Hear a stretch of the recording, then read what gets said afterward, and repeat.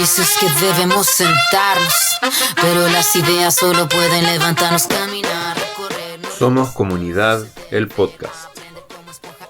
Somos Comunidad es una organización comunal autogestionada de Ñuñoa, integrada por vecinas y vecinos voluntarios, que nos autoconvocamos el año 2022 para promover la propuesta de nueva constitución.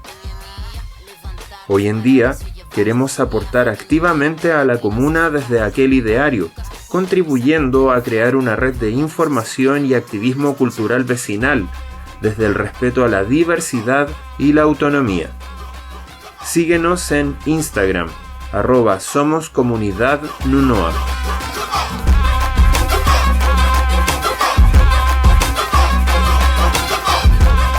Buenas noches, mi nombre es Bianca y estamos nuevamente en Somos Comunidad Ñuñoa, el podcast. Hoy en nuestro segundo capítulo, llamado Santiago de las Mujeres, un recorrido con historia, nos acompaña Natalia Lara, quien nos va a comentar respecto a su visión del feminismo, el rol que tienen las mujeres históricas en el país y en Latinoamérica, y también de su proyecto Santiago de las Mujeres. Natalia Lara González es licenciada en Historia de la Universidad de Chile, diplomada en Museología de los Arts y está terminando un magíster de Estudios de Género y Cultura en la Universidad de Chile. Además, es cofundadora del proyecto Santiago de las Mujeres. Natalia, muchas gracias por venir y bienvenida. No, gracias a ustedes por la invitación. Me encanta conversar, así que buen panorama. Perfecto, tenemos muchas cosas que preguntarte. Vamos a partir primero respecto a tu visión del feminismo desde un concepto o frases propias. ¿Cómo lo definirías tú? La más intensa del tiro. Pregunta sencilla. Bueno, a mí no me gusta hablar del feminismo. No existe el feminismo como tal, se habla más bien de los feminismos. Hay distintas teorías, distintos lineamientos, distintas autoras también que plantean formas de entender los feminismos de manera muy diferente también. Muchas autoras piensan distinto de lo que es actuar feministamente en la vida cotidiana, por ejemplo. Y en mi caso personal, yo definiría que el feminismo, haciéndolo más simplista, es la búsqueda de la libertad de las mujeres. Perfecto. Se tiende a pensar que el feminismo es la búsqueda de la igualdad entre hombres y mujeres, la búsqueda como de la igualdad en la civilización, de las oportunidades, del trabajo, de todo en general. Pero para mí no es tanto eso, porque no sé si yo quiero una igualdad en un mundo hecho por hombres, digamos. Por supuesto. Como que esa igualdad en el fondo no es muy real en el caso de las mujeres. Igual es aquí también. Queremos igualdad en qué sentido, igual es según qué tipo de hombre, ¿cierto? Blanco, heterosexual, por ejemplo. Entonces, soy más de la idea de que los feminismos buscan en primera instancia la libertad de las mujeres, una libertad crítica, ¿cierto? Que sea crítica en todo sentido de la clase, de la diversidad sexual, que nos permita en el fondo elegir lo que queremos ser y cómo lo queremos ser también. Y bueno, en términos teóricos, el feminismo se divide en un montón de teorías distintas. Está el feminismo de la diferencia, el feminismo de la igualdad, el feminismo radical, el feminismo queer, ¿cierto? Hay un Claro. montón. Entonces es difícil responder esa pregunta basándome en todo este tipo de información. Pero para mí es eso, más que nada, la búsqueda de libertad de las mujeres, la búsqueda de la posibilidad de vivir en un mundo en el que podamos escoger libremente si queremos usar burka, si no la queremos usar, respetando siempre nuestras condiciones materiales, ¿cierto? Que es la base de todo, en verdad. Y en ese sentido, ¿tú sí te consideras feminista más allá de los distintos tipos que hay? Yo he pasado por varias etapas en mi vida, pero la mayor parte he sido comunista y feminista, la mayor parte. Pero en este sentido, ahora yo me declaro en conflicto respecto de eso. A veces hay días que soy muy feminista y otros días en que honestamente ya no me siento parte de este feminismo tan globalizado actualmente. Entonces me siento un poco más ajena al feminismo más de moda, podría decirse de esta manera. Soy bastante crítica de algunas teorías que ahora son las que engloban al movimiento feminista chileno, sobre todo, que es lo que estudio más que nada. Entonces, si me dices si soy feminista, yo diría, ya, pero feminista ¿y qué más? Claro. Como que no podría declararme 100% feminista, sino que diría soy feminista, no sé, por ejemplo, en mi caso, de la diferencia, ¿ya? Y me gustan mucho algunas autoras radicales y afro, ¿ya? Entonces podría decir que me gusta el feminismo negro y que me gusta el feminismo radical. Pero por otro lado, también me gustan algunas autoras, no sé, como en este caso el Paul Preciado, que antes se llamaba Beatriz Preciado. También me gustan algunos textos de esta persona que es de la teoría queer, ¿cachai? Claro. Entonces no podría decir que soy feminista 100% porque creo que es una discusión permanente en mi vida. Entiendo. Bueno, en base al feminismo, hablando desde mi percepción, más allá de la teoría, en la práctica, para mí el feminismo y la sororidad es un sacrificio gigante que hago todos los días, justamente por eso.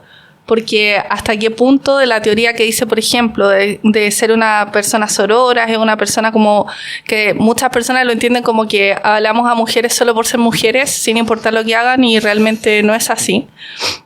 También en ese mismo sentido que nos encontramos con, no todas las mujeres piensan igual, hay mujeres que hacen cosas que van totalmente en contra de nuestros valores en general, y ahí claro, qué tan sorora puede ser en ese sentido, ¿cachai? Es como, para mí igual es como tú lo mencionas, como una lucha interna, estar realmente viendo, igual sigo muchas páginas, por ejemplo, de distintos tipos de feminismo, empezar a entender el feminismo negro, que es algo sumamente distinto, porque acá en Chile como que el feminismo instaurado, el feminismo, aunque seamos latinoamericanos, es totalmente blanco, es totalmente europeo, es muy hegemónico. Claro, es muy hegemónico.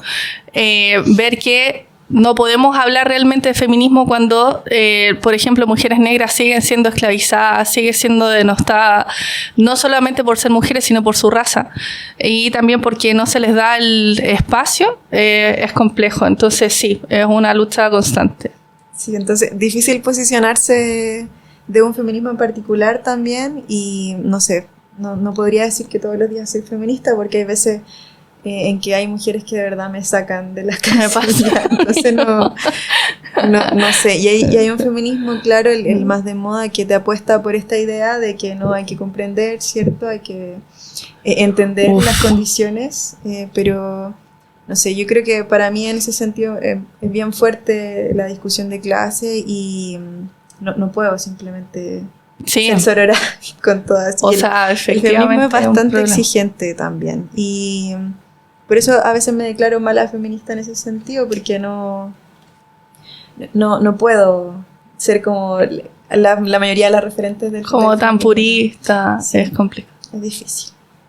Lo intento. Estoy en eso. Y hablando del camino lleno de obstáculos que vivimos todas las mujeres siempre, según tu opinión, ¿cómo se abren camino las mujeres en tu caso, por ejemplo? ¿Cómo te abres camino tú estudiando historia en una carrera que por lo general sí la estudian más hombres, es más masculina, donde los académicos definitivamente son hombres, entonces es complejo? O en los mismos trabajos, que también es complicado en ese rubro. ¿Cómo lo ves tú? ¿Cómo puedes abrirte camino? Bueno, en términos históricos, las mujeres se han abierto camino a través de la organización, digamos, a lo largo de toda la historia. O sea, por todos los derechos que tenemos los hemos conseguido con sangre, sudor y lágrima. Y en el caso personal, abrirse camino en estudiar este proceso de la historia también es bastante interesante, porque al menos cuando yo entré a la universidad era una malla bastante masculina. La mayoría de mis docentes eran hombres, teníamos 2 o 3 profesoras mujeres. Yo empezaba a tomar siempre ramos con mujeres como para abrirme camino un poco más en la disciplina histórica llevada adelante por mujeres. Y empezamos también a exigir seminarios electivos que incluyeran la historia de las mujeres, porque la mayoría tenía que ver, no sé, historia medieval, el proletariado en el medioevo, ¿cachai? El pueblo indígena, hablemos de, no sé, los olmecas y su transición, etcétera, cosas así. Y justo cuando yo entré a estudiar historia fueron las primeras denuncias a los docentes por abuso sexual. Ay, Sí. qué fuerte. Entré justo en ese momento y el director de mi departamento de historia era Leonardo León en ese momento, el profe, digamos, director del departamento. ¿Ya? Él actualmente está preso. Y Por abuso... por abuso sexual y violación. Wow, qué horror. Sí. Entonces, yo entré con ese referente, como que partiendo qué ahora, mal. mi referente ahora no existe, está preso. Obvio, yo no iba por Leonardo León, No, por supuesto. iba por otras docentes, aparte él se enfocaba en historia, como la historiografía que a mí me interesaba.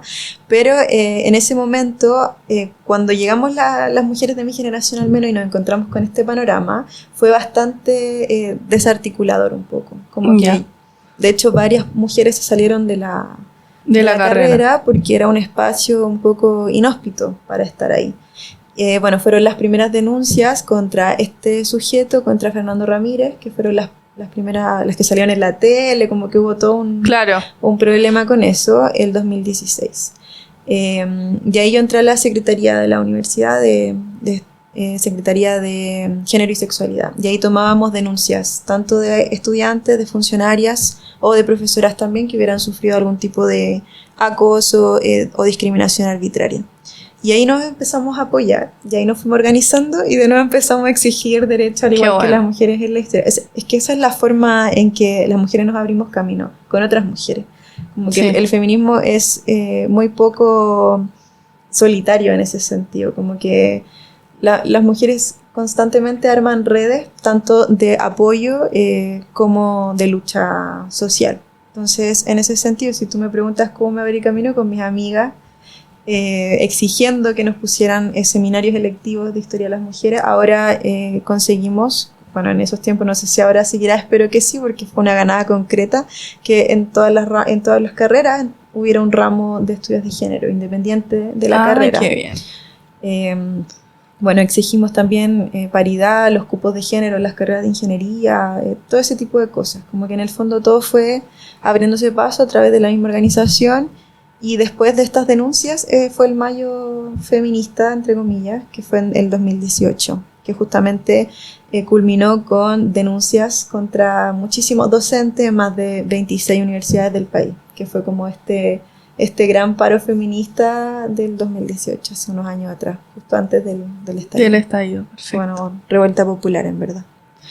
Y con respecto a la representatividad de las mujeres en la memoria de nuestro país, hablando un poco también, no sé, de los 50 años del golpe, en general, ¿cuál crees que ha sido su papel? Porque, como tú dices, ¿están realmente representadas las mujeres hoy?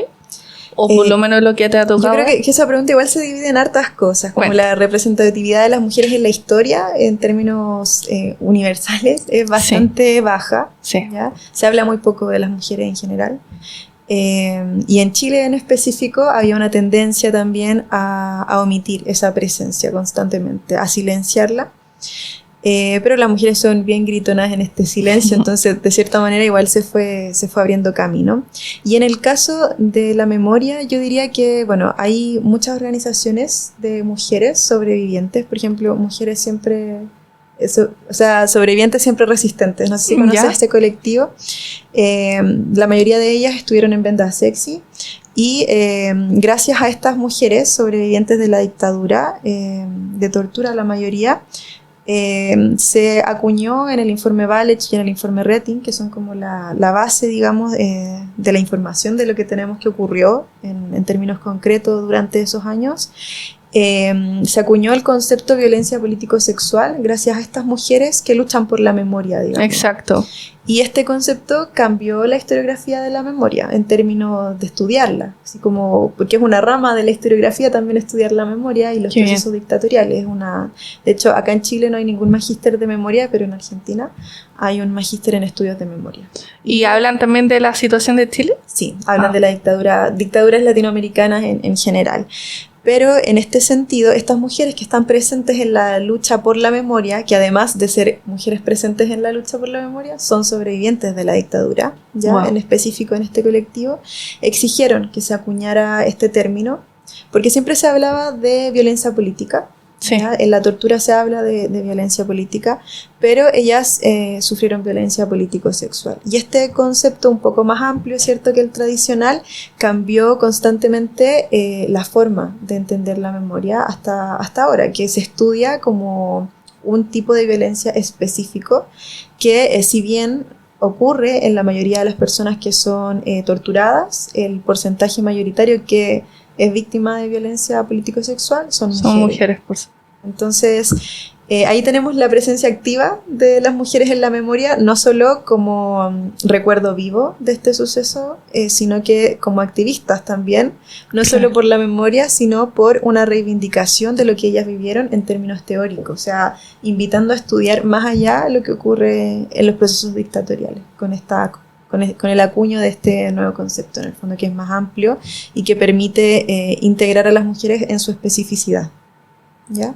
Ahí tenemos un ejemplo concreto, por ejemplo, y en términos de que estamos a 50 años del golpe, yo diría que la presencia de las mujeres está compleja, porque ahora estamos en un escenario bastante dramático, estamos en un proceso, segundo intento de ensayo constitucional. Me recuerda mucho este periodo a principios del siglo XX, estamos viviendo exactamente lo mismo. Hubieron ensayos constitucionales, el 25, después quedó la constitución de Portales, pero hubieron 3 constituciones a principios del siglo XX. Y ahora estamos por la segunda, 100 años después, viviendo prácticamente el mismo proceso y a 50 años del golpe, en un segundo ensayo escrito en su mayoría por republicanos que reniegan completamente de la memoria. Son negacionistas supremos de lo ocurrido en la dictadura en cuanto a las violaciones a los derechos humanos. Entonces, si me preguntas por la presencia de las mujeres a 50 años, yo diría que estamos todavía siempre resistentes, como las mujeres de este colectivo. Pero en términos personales, yo lo veo desesperanzado igual.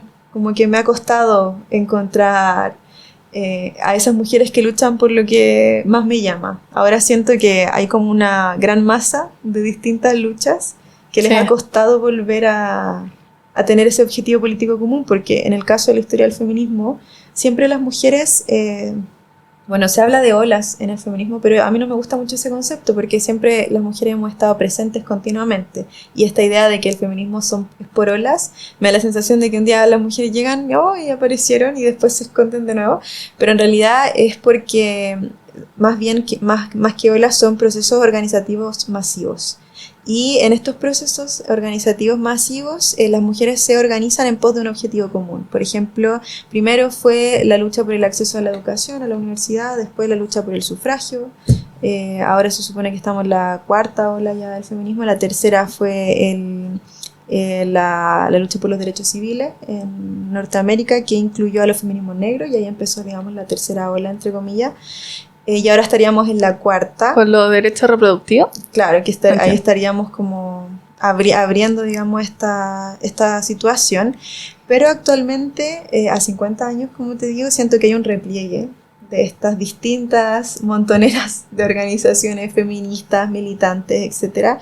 Y me cuesta ver a esas mujeres tan claramente como en procesos sociales anteriores. Siento que ahora estamos mucho más replegadas. ¿Por qué? Porque tenemos agendas políticas distintas. Sí. Y que tengamos agendas políticas distintas hace que sea como imposible rearticularnos de una manera en que tengamos un objetivo político común concreto. Entonces siento que está complejo el panorama, sobre todo por la institucionalidad tan fascista que tenemos ahora. No en términos como gubernamentales propiamente tal, sino la institucionalidad que está proponiendo, digamos, una carta magna, digamos. A eso voy.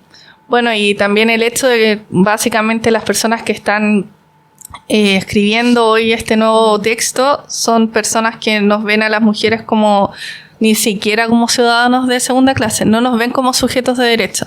Estamos, lamentablemente, y siempre pasa lo mismo, y eso es molesto y es muy desgastante. Cada vez que pasa algo, que hay una guerra, que hay un conflicto, las primeras en pagar las consecuencias somos las mujeres, porque nuestros derechos jamás están garantizados. Y lamentamos mucho tener que decirlo en términos tan abiertos, pero es una realidad. O sea, ya vemos lo que pasó, por ejemplo, en Estados Unidos, que cambió el parlamento y hasta ahí llegó el derecho a aborto y ahora están luchando nuevamente por tenerlo. Algo que tenían supuestamente garantizado unos años atrás. Y ahí vemos cómo las mujeres en todas sus organizaciones de distintos tipos van a testificar a los juzgados para que por favor les mantengan el derecho a aborto, que no ha pasado en todos los estados. Es francamente espantoso lo que estamos viendo. Sí. Y bueno, acá lo muy poco que tenemos, que el aborto en 3 causales, que en la práctica no es tal, porque sigue habiendo se siguen negando la objeción de conciencia. Son muy pocas las mujeres que pueden abortar hoy en día, pese a las 3 causales. Aún así, las personas que están escribiendo la nueva constitución quieren eliminarla. Así que así de mal estamos. O sea, vimos, y qué bueno que tocas el tema. No sé, las mismas declaraciones cuando estuvo de candidato presidencial Kast, él dijo abiertamente que el valor de las mujeres dependía básicamente de si estaban o no casadas y si tenían o no hijos. Entonces, una mujer con hijos pero no casada no vale lo mismo que una mujer casada. Lamentablemente, así de asquerosa es la situación que vivimos como mujeres.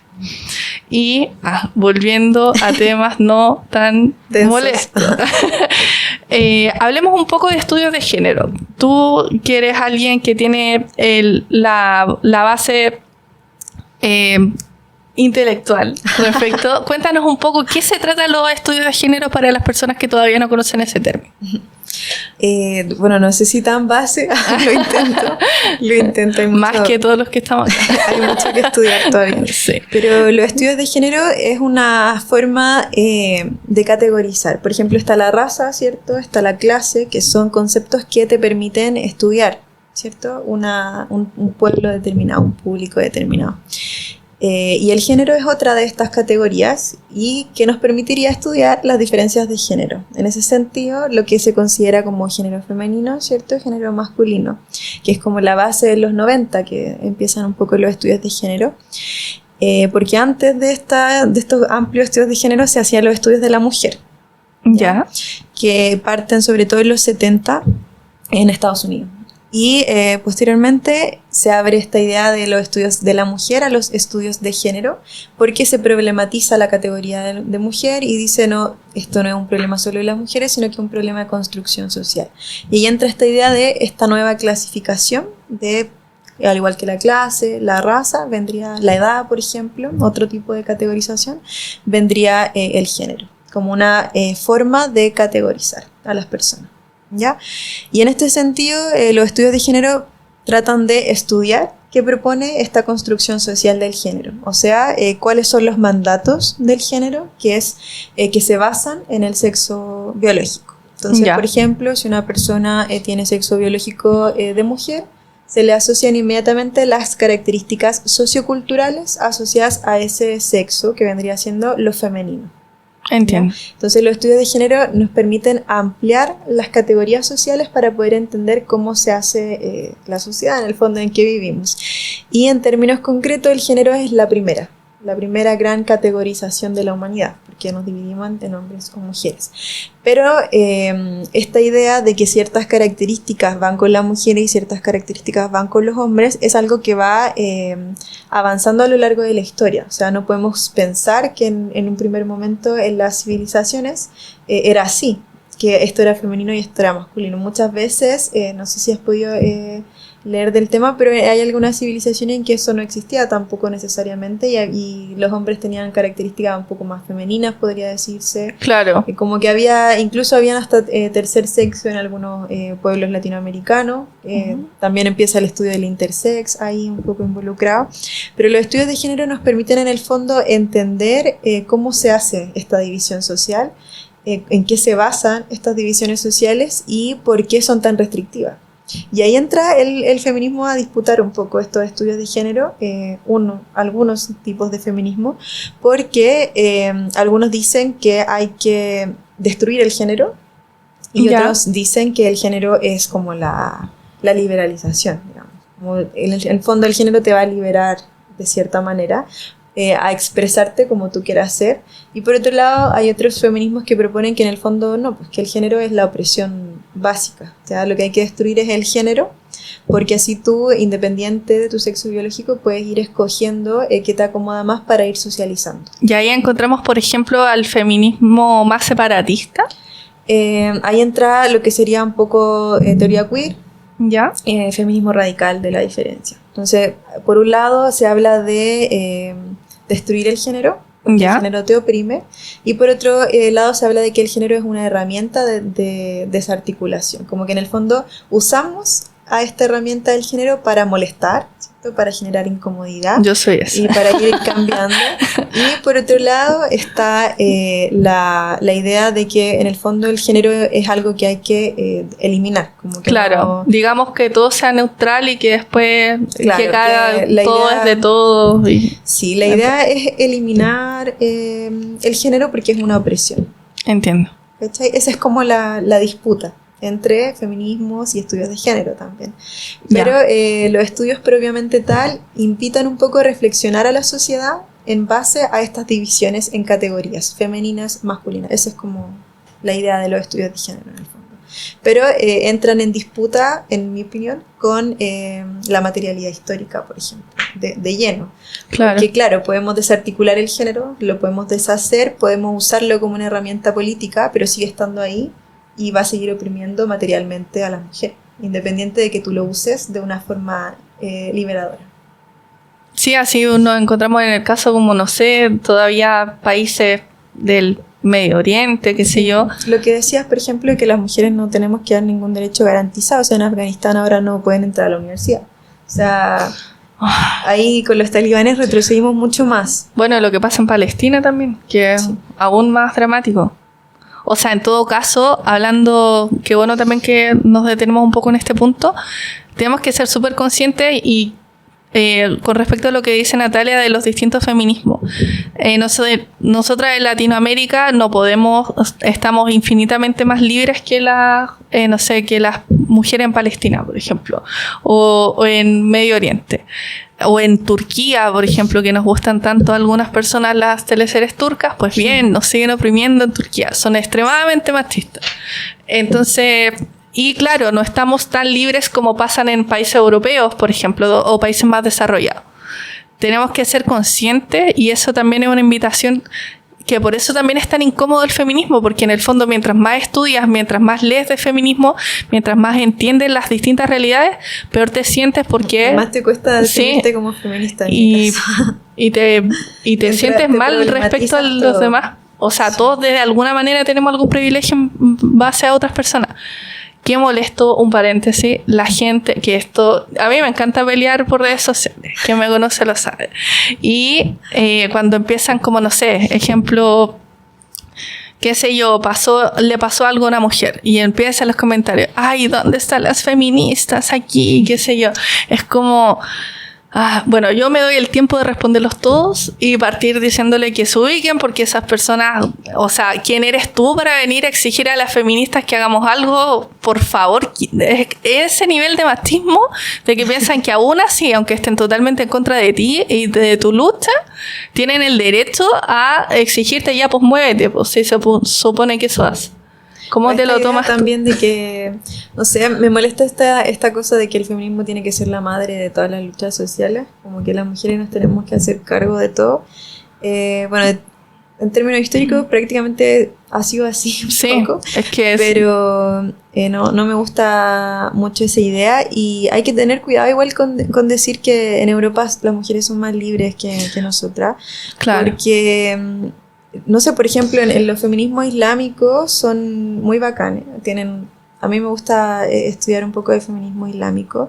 Y recuerdo una mujer que, no me acuerdo el nombre, pero planteaba que nosotras éramos las oprimidas, porque nosotras éramos el objeto del deseo. Entonces ellas... verdad. Ellas cuando leí hace poco. se cubrían con la burka, por ejemplo, ellas eran más libres que nosotras, porque ellas no estaban siendo admiradas como este objeto Tienes del toda la deseo. razón, es cierto. Entonces para ellas eran las libres y las europeas que estaban en estas playas de...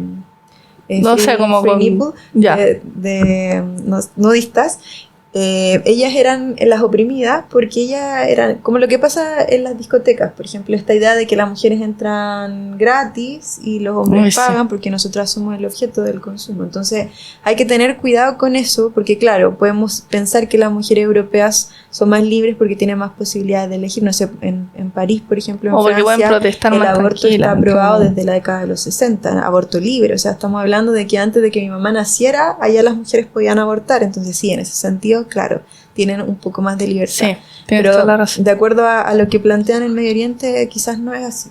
Quizás ellas son las oprimidas porque son el objeto de consumo de los hombres. Sí, es cierto. Para darle una vuelta, es verdad. Vi algo al respecto. Y sí, francamente sí. Bueno, y ahí empiezan también con estas disputas entre feminismo de, no sé, por ejemplo, no quiero polemizar porque en el fondo para mí no es tema, pero no sé, las chicas que bailan twerk, que otras dicen no, o las mujeres o la prostitución. Bueno, es un tema también. Porque por un lado hay gente que digamos que le ejerce la y el regulacionismo, y que son otras dos teorías de estos que dan para mucho, que están en oposición. Es un tema complicado y es difícil igual posicionarte desde un lado cuando tú tratas de estudiar las distintas, sobre todo si eres crítica social, si te gusta el tema de estudiar los pueblos, de estudiar las culturas, es más difícil aún posicionarte por un feminismo en particular, porque vas viendo las distintas realidades, entonces ahí entra como esa duda de no podemos generalizar o no sé qué, pero es tema igual, yo me posiciono siempre desde un feminismo en particular, y eso igual me ha generado que yo termine siendo como desplegada, digamos, de las conversaciones feministas en general, porque se tiende a hegemonizar, por lo que te contaba de que tenemos como esta gran propuesta feminista que está muy de moda, ¿cierto? Pero a veces se desconecta de esta materialidad histórica, y ahí como que entro en tema. Conflicto, muchos feminismos. De nuevo, volvemos a la idea de por cuál nos vamos a decidir. Y depende siempre de dónde nos posicionemos, de qué lugar estamos mirando. De cuál sea nuestra realidad. Y cuál es la agenda política a la que queremos llegar y a la cual queremos cumplir. Y aquí, a propósito de eso, es que a mí por lo menos me pasa mucho. Yo debo admitir también que tengo una disposición distinta y no hay caso, no lo puedo cambiar respecto a cuando interactúo con mujeres versus cuando interactúo, por ejemplo, con hombres o con disidencias. Entonces, aunque trate, definitivamente mi disposición es muy distinta cuando es una mujer. Sí, inconsciente. No hay caso. Y sí, se me nota mucho. Mira, te voy a dar un ejemplo. No sé si te pasa, pero si va, que ahora no tanto porque igual tiene que ver con un tema de respeto, pero si va una chica y te dice así como, ay, qué lindo, no sé, tu pelo, ¿cachai? Tú no te lo tomas, o por lo menos yo, no me lo voy a tomar mal. Si viene un hombre y me dice, qué lindo tu pelo, yo lo miro así como, ¿y quién te preguntó? ¿Quién eres tú? ¿Quién te conoce? Claro, ¿te pasa eso? Sí, puede pasar, la verdad. Igual me gustan los espacios separatistas. Ya, son un espacio seguro para mí. Pero no sé, depende en verdad del contexto. Igual soy bisexual, entonces eso genera otro tipo de situaciones. Tuvimos un capítulo de eso. Todo un capítulo ahí. Es un tema también. Pero sí me pasa, con las mujeres me siento mucho más cómoda, y eso tiene que ver porque a lo largo de nuestra vida como mujeres, desde que somos niñas, estamos en una posición de desventaja frente a los hombres. Entonces, inconscientemente uno se pone a la defensiva. Bueno, es que todos hemos pasado por ejemplo, por acoso, entonces no nos pueden pedir que nos jamás, y eso también, esa idea errónea que se tiene de que el feminismo busca igualdad entre hombres y mujeres, por favor, si nadie quiere ser igual a un hombre. Nosotros, yo siempre digo, así como amigos, no. Lo que queremos es equiparar hacia las mujeres, no hacia los hombres. Que no es que no nos interesen, pero en el fondo lucha tu propia batalla. ¿Qué nos carga a nosotros? Ese es el punto. Bueno, ahora queremos hablar un poco de tu proyecto, de Santiago de las Mujeres. Tú eres cofundadora. Yo quiero introducir cómo llegué a Santiago de las Mujeres. Hablando de todo esto. Yo llegué a Santiago de las Mujeres por una amiga que es mucho más feminista que yo, es la Cata. ella con otra amiga nos mandó esto, mira, hay un tour feminista, qué sé yo, nos interesó, nosotras fuimos al tour de el Museo de la Memoria, que me gustaría también que pudiéramos indagar un poco más, porque fue una experiencia súper fuerte, por lo menos para mí. Bueno, ninguna de las tres habíamos ido al Museo de la Memoria como lo hacen en este tour, que básicamente tú vives muy desde tus emociones como lo que se expone. Y también encontrarnos con esto justamente por el tema de sentirnos más cómodas con mujeres. Realmente dijimos, qué bueno, porque si bien no era un ambiente separatista, pero sí era muy probable que hubiera muchas más mujeres, entonces muy tranquila. Pasa igual, la gente piensa que no permitimos hombre o niño. Claro, porque no, sea Santiago de las Mujeres. Cuéntanos entonces, ¿cómo nace Santiago de las Mujeres? Bueno, nace con estudiantes de historia, amigas de la universidad. Una compañera, la Fran, está estudiando ahora en México, así que está por allá. Y la otra compañera es Ivania, que estudiamos juntas en historia y nos conocimos en esta Secretaría de Sexualidad y Género que te conté que participé durante casi toda la carrera. Ya. Y ahí nos conocimos, éramos amigas feministas. Y participamos como en estos procesos de denuncia. A mí igual me tocó denunciar a un profe, entonces pasamos por esos momentos y ahí nos hicimos amigas. Y bueno, nos gusta la historia de las mujeres en específico, y nos gusta callejear. Esa es la base del proyecto. Entonces se nos anduvo ocurriendo ahí la idea de recorrer. Primero estuvo la Fran y la Ivania, ellas dos recorrieron los barrios de Quinta y Yungay, Quinta Normal y Yungay, porque ahí en los Andes está la casa de Violeta Parra. Perfecto. Y las chiquillas quisieron armar un recorrido cultural en primer momento, que era como una ruta patrimonial, una propuesta de ir a visitar la casa de Violeta, el bar donde conoció a su esposo, su escuela de básica. Distintos espacios, digamos, del barrio Yungay y Quinta Normal, y esa era la primera propuesta de ruta. Y postularon las chiquillas a un fondar. En ese tiempo yo todavía estaba estudiando.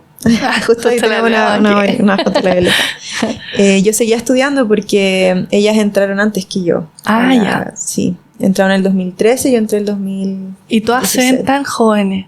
Sí, igual yo soy chiquitita. Sí, yo estoy segura que sí. Más o menos. Entonces, bueno, las chicas son mayores que yo. Y salieron de la universidad. La Iva estaba en el último año de historia y le dio la crisis existencial. El momento como de producto de las denuncias, de hartas cosas. Me imagino que le pasaron en ese momento y decidió cambiarse a turismo. Ya. Y ahí empezó el cruce entre historia y turismo. Perfecto. Y la Fran se fue a estudiar el magíster en estudios latinoamericanos allá a México, y en ese momento yo ya había salido de la universidad, estaba terminando el diplomado en museos, en museología, y me había metido al magíster en estudios de género y cultura. Y ahí las chiquillas me comentan que tienen esta idea de hacer esta ruta, que la habían dejado en stand-by porque la Iva se había cambiado de carrera, la Fran se había ido, estaban como tratando de rearmar esta idea bonita de ir a ver a la casa de la Violeta. Ya. Y bueno, habían visto que yo trabajaba en museos haciendo recorridos mediados, que es como mi pega tradicional. Ya. Me gusta trabajar en museos, entonces trabajo haciendo soy como guía de museo en términos cortos, pero en términos correctos se llama mediadora cultural. Perfecto. Y me habían visto que hago ese tipo de cosas. Entonces pensaron que podía hacer un aporte en términos de historia, feminismo y de guía turística. Y me invitaron a participar del proyecto el 2021. Y ahí estuvimos rearmando la ruta de la Violeta Parra desde cero. Tenían como una idea del recorrido y yo llegué a concretar la idea. A estructurarlo, ya, perfecto. Entonces, y todo esto en pandemia. Sí, estrenamos la primera ruta de Violeta en enero del 2022. Cuando ya se podía salir. Cuando podíamos salir. Recordemos que estábamos encerrados. La primera ruta fue con mascarilla. Sí, yo fui con mascarilla y fui el año pasado. El año pasado también. A finales en el verano, perdón. Fue en el verano, este año. Así que esa fue la primera ruta, la de Violeta Parra. Y fue en enero del 2022, así que ya llevamos un año y medio, un poco más, funcionando. Y bueno, ahora quedo yo solamente en el proyecto con una amiga que se sumó hace poco, la Pamela, que ya es ingeniera forestal. Entonces estamos armando un área outdoor para hacer trekking ecofeminista. Qué bien. Entonces, cuéntanos de eso. Bueno, tenemos 4 tours urbanos. ¿Ya? Que sería el primero, de la ruta de Violeta Parra, que es en Quinta Normal y Yungay. Tenemos históricas, que es un recorrido un poco ambicioso, es nuestro recorrido más largo, dura 4 horas, y parte en el Cerro Santa Lucía, termina en La Moneda. Y ahí hablamos desde la Fundación de Santiago hasta Mayo Feminista, más o menos, Michelle Bachelet, y contamos toda la historia de Chile desde las mujeres. Desde Inés de Suárez hasta... Es como es una clase de historia de Chile. Ya, pero enfocado en las mujeres. En la historia de las mujeres en Chile. Necesario. Es nuestro, mi tour favorito del proyecto. Tenemos el tercero, que es del Museo de la Memoria, al que fuiste tú, que es un recorrido mediado por el Museo de la Memoria, contando lo mismo que está en la exposición permanente, que no la han cambiado en 10 años. Yo trabajé en el Museo de la Memoria, pedí que la cambiaran. Y no lo han hecho. No hay caso. Y en ese sentido, es un recorrido con una nueva perspectiva, porque vamos viendo lo mismo que está en el museo, pero con lo que le pasó a las mujeres y a las niñas en la dictadura. Entonces, vemos una perspectiva distinta de la propuesta tradicional de la memoria, que es hablar de los compañeros, ¿cierto? Acá hablamos más de las compañeras, del rol de las asistentes sociales, que básicamente sin las asistentes sociales no tendríamos informe Por supuesto. Rating, informe Barech, porque ellas fueron las que escribieron lo que pasó, básicamente. Hablamos de las niñas y de las mujeres que estaban en La Moneda el 11 de septiembre, que no se sabe mucho al respecto. Se habla de que Allende, claro, estaba ahí con el GAP, con el grupo de amigos personales del compañero, y en ese sentido no se habla de las mujeres que estaban ahí con él. Claro, de sus hijas. Claro, habían varias mujeres, 6 mujeres que, si no me equivoco, habían en La Moneda ese día, y no se cuenta de ellas tampoco. Entonces hacemos el mismo recorrido, pero de una perspectiva completamente diferente. Y el otro es de mujeres en la educación, que ahí hablamos de la historia de la educación de las mujeres en nuestro país, cómo se accedió a ese derecho, y hablamos de las principales como protagonistas de ese proceso, profesoras, educadoras, mujeres comunes que lucharon un poco porque pudiéramos acceder a la educación. Y la nueva ruta que vamos a estrenar ahora es Ciudad en la Naturaleza, que es un ecofeminista en el Cerro San Cristóbal. Y ahí esa es un poco más trekking, que esa es nuestra quinta ruta, que la va a hacer Pamela, que es mi amiga ingeniera forestal ecofeminista. Perfecto. Ese es como lo que hacemos. ¿Cómo es para ustedes hacer estos tours? Porque, hablemos un poquito más del tour el tour del Museo de la Memoria, que a todo esto les invito también a todos, pero en especial a a propósito de los 50 años del golpe, porque francamente es una visión súper distinta. Ir al Museo de la Memoria siempre es muy triste porque está todo muy vivo. Chocante, igual. Sí, mucho. Pero haberle dado este enfoque en relación a las mujeres es aún más brutal. O sea, por ejemplo, ahí cuéntanos un poco de qué es lo que hablan, porque yo me acuerdo que nos hablaron en realidad con la Ivania de distintas mujeres. Recuerdo que nos hablaron mucho del rol de Mujeres por la Vida, que esto, como todo está como tan encapsulado, cuesta tanto que sale del tema, yo me enteré que existía Mujeres por la Vida hace un par de años y me pareció una labor increíble lo que hicieron. Hablando también un poco, recogiendo lo que tú hablas de los distintos feminismos, para quien no conozca la labor que hizo Mujeres por la Vida, eran mujeres que eran de todas las clases sociales, de todas las tendencias políticas, que se unieron en dictadura para ayudar. Ese era su objetivo común. Yo creo que también es súper importante en relación a lo que dices, que hoy estamos muy desplegados por distintas causas, que igual es bueno, pero tenemos que unirnos. Y fue muy potente su labor. También me acuerdo que nos hiciste leer una carta que es muy horrible, una carta de una niña. Hacemos que la gente lea el recorrido. Mostrar, no sé, lo que pasaba con las mujeres que estaban, digamos, las tenían encerradas, de cómo pudieron sobrevivir a las que quedaron presas también. Claro, a las presas, a las torturas. Sí, es que en el caso de las mujeres como que el estudio del proceso dictatorial es distinto, que las mujeres son muy distintas, sí. Partiendo por ahí. Pero en el caso de la década de los 80, que es como el grueso del recorrido del Museo de la Memoria, porque del 73 al 80 tenemos la reinstauración de una nueva institucionalidad.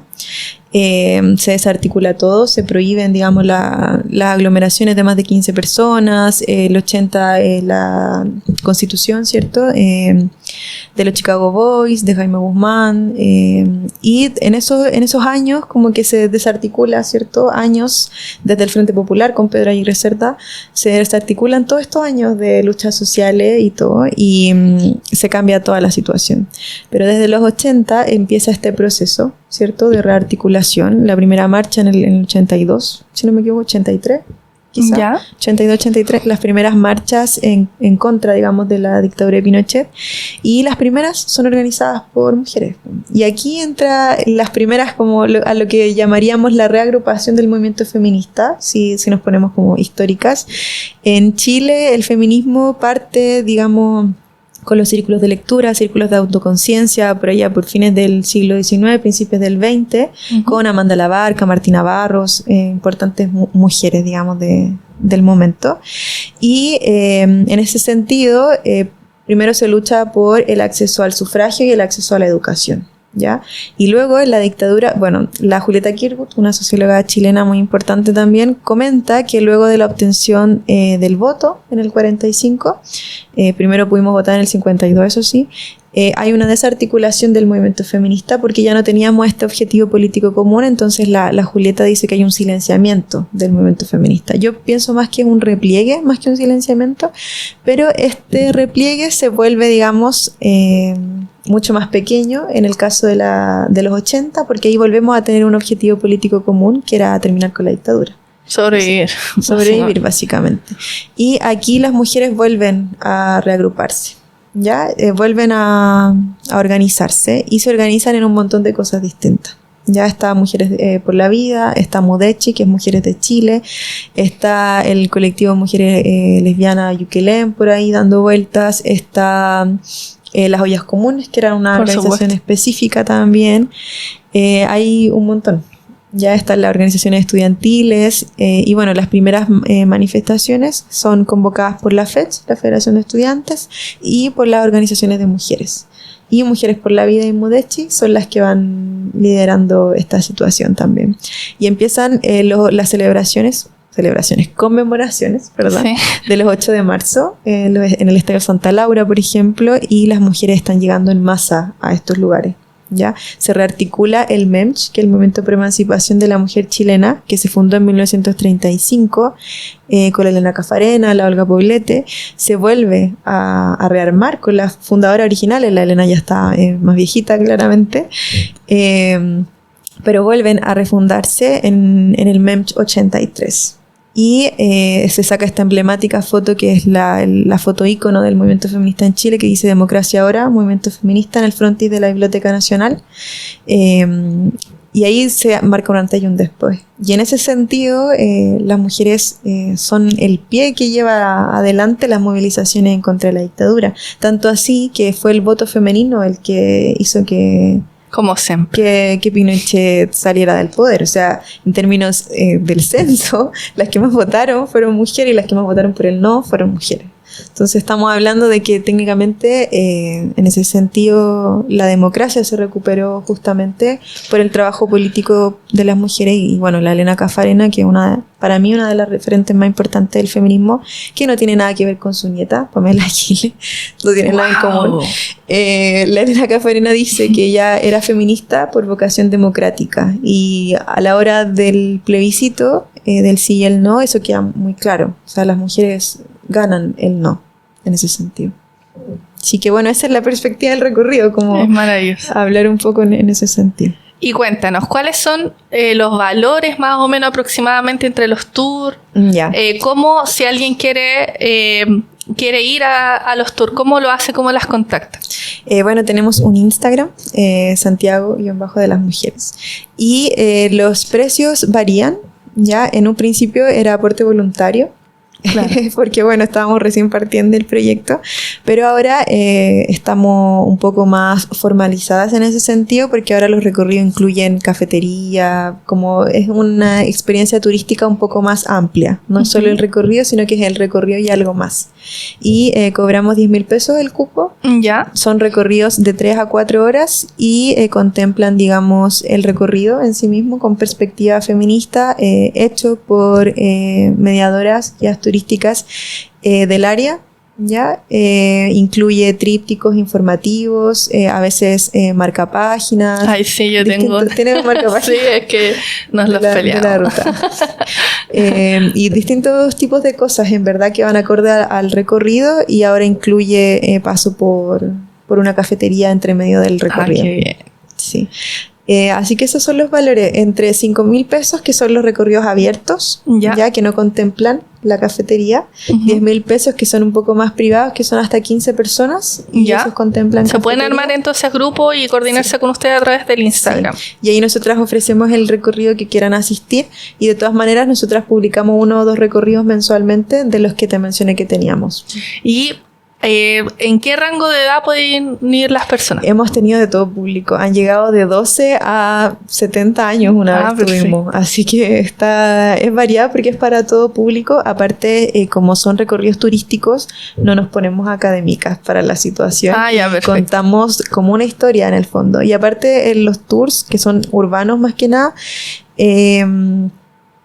como que damos tips divertidos, como que aquí pasó esto y la gente queda un poco sorprendida, entonces porque uno no se va a acordar de los años de las cosas, uno se acuerda del suceso, del cagüín, de la historia. Sí. Entonces es para todo público, no tiene como una especificidad, digamos, aunque nuestro grueso está entre los 25 y los 45 años. Claro. En ese rango es la mayor cantidad de público que tenemos. Igual nosotros entregamos encuestas después, que eso lo estamos todavía armando bien, pero entregamos encuestas y ahí pedimos que nos pongan la edad que tienen. Ya, perfecto. Y la mayoría ha sido entre los 25 y los 45 años, de distintas comunas de Santiago, y turistas, sobre todo argentinos y españoles. Ya, perfecto. Igual creo que es importante recalcar que los tours son de pie. Porque si alguien va, como igual son varias horas, para que tenga en cuenta eso de que hay que estar caminando y... Claro. Un detalle igual que se me iba, que los recorridos mediados son como más para un público más inclusivo, porque los museos están mucho más equipados que la calle propiamente tal. Tal vez los más ecológicos no tanto. Sí, los recorridos de museos son un poco más inclusivos en ese sentido, y se me estaba olvidando que ahora hicimos una alianza con Expo Cultura, que es una amiga también que hace recorridos en todos los museos de Santiago, y con ella vamos a hacer otros recorridos feministas en otros museos, porque tenemos solo el de la memoria. Claro. Entonces, ahora vamos a hacer uno en el Museo de la Educación y en el Museo de Bellas Artes, con enfoque en la historia de las mujeres dentro de esos museos, y ahí pueden ir personas con distintas capacidades, ahí es más abierto. Como con movilidad reducida. Perfecto. Cuéntanos, Natalia, algo que le quieras comentar a la gente que nos está escuchando. A todo esto aprovechamos de agradecerle a las personas que escucharon y que nos vieron en el primer capítulo. Sigan escuchándolo. Este es nuestro segundo capítulo. ¿Cuál es la invitación que les haces para unirse a estos tours que hacen en Santiago de las Mujeres? Bueno, una invitación a recorrer y habitar Santiago de una manera nueva. Es muy entretenido volver a pasar por los lugares que pasas cotidianamente desde esta nueva perspectiva, porque pasas por acá y te acuerdas que ahí pasó algo muy importante, digamos, o que ahí está enterrada una mujer muy interesante también. Por ejemplo, cuando vamos a la iglesia de la Merced, la gente siempre se acuerda de que ahí está enterrada la Inés de Suárez, y no se sabe mucho del tema. No. Entonces pasas por ahí, vas llegando a Plaza de Armas y te enteras de que ahí está enterrada. O pasas por la Casa Colorada y te acuerdas de que el Manuel Montt vivía justo al lado. Entonces te permite descubrir la ciudad en la que vives de una manera completamente distinta y te ayuda también a verle otra perspectiva a la situación. Y lo más importante es que en el caso de las mujeres nos ayuda a entender un poco que nosotras hacemos este tipo de cosas gracias a que otras estuvieron ahí. O sea, Sí. que estemos nosotras dos hablando acá en este podcast tiene que ver con que mujeres lucharon porque pudiéramos hablar. Justamente, también. no nos Entonces, olvidemos, por favor, siento la que en gente que ese reniega sentido tanto. tiene que ver con eso, justamente, como Sí. que no... La invitación es justamente a repensar, el habitar la ciudad, repensar cómo habitamos la ciudad y qué estamos transitando. Y estamos transitando memorias de mujeres que lucharon para que nosotras pudiéramos caminar por ahí. Exactamente. Estos tours lo que invitan también es un poco a revivir la historia, a como situarnos ahí, a contextualizarnos y a poder rememorar episodios que han marcado la historia de nuestro país. Sí, es verdad. Bueno, Natalia, muchísimas gracias por tu tiempo, muchísimas gracias por No, de tu nada. Gracias por la testimonio. invitación, estuvo entretenida. Qué bueno, me alegro mucho. Los queremos dejar invitados nuevamente a que nos sigan viendo, nos sigan escuchando, que nos puedan seguir en nuestras redes sociales, @somoscomunidadnunoa. Y muchísimas gracias, nos vemos en el próximo capítulo. Que estén muy bien.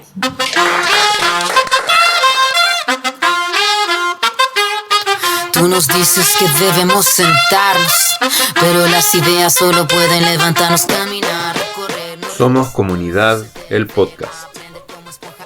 Somos Comunidad es una organización comunal autogestionada de Ñuñoa, integrada por vecinas y vecinos voluntarios, que nos autoconvocamos el año 2022 para promover la propuesta de nueva constitución.